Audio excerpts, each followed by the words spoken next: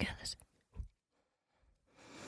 I used to shoot with two microphones all the time and in stereo so that and like do the panning of right and left live, but it's much easier to do it in post-production. And the only thing I don't like about shooting with two mics is that it takes up so much space in the frame. So I'm hoping this little buddy is gonna give us quite a few recording options. Wouldn't that be lovely? I have been using press-on nails for a couple of weeks because I just hadn't had time to sit down and do my dip nails from scratch. But I finally did them, and I think I'm getting better at doing my nails. They look better every time now, which is great, because my left hand, every time I did my left hand before, it used to look so bad. So bad, but I am getting better. And then, oh yeah, I remember the other thing I was gonna tell you folks is that you might have noticed that I have a kind of some new background props. When I went to the hobby store a little bit ago, and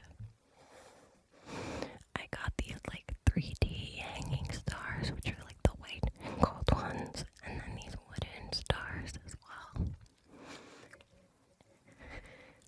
But I hung the white ones like way too high up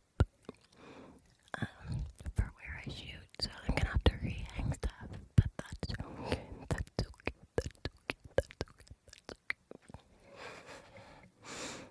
I almost did a Halloween setup because I have this amazing Halloween cloth that is like it's like vintage pin-up ladies, like pin-up doll ladies, but they're zombies and it's kind of graphic. And since this is a relaxing space, I wasn't sure if people would want to see kind of like bleeding zombies on my backdrop, even though it is very Halloween friendly.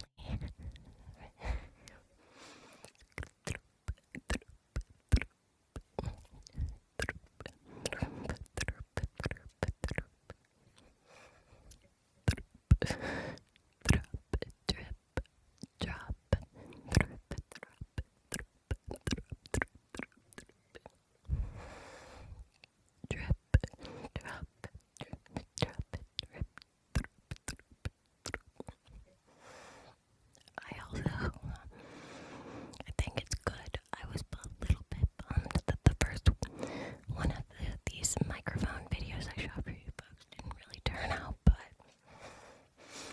honestly I think it's a good thing because the audio did sound good, but I didn't know the first time I recorded with it that like if you speak directly into the center here,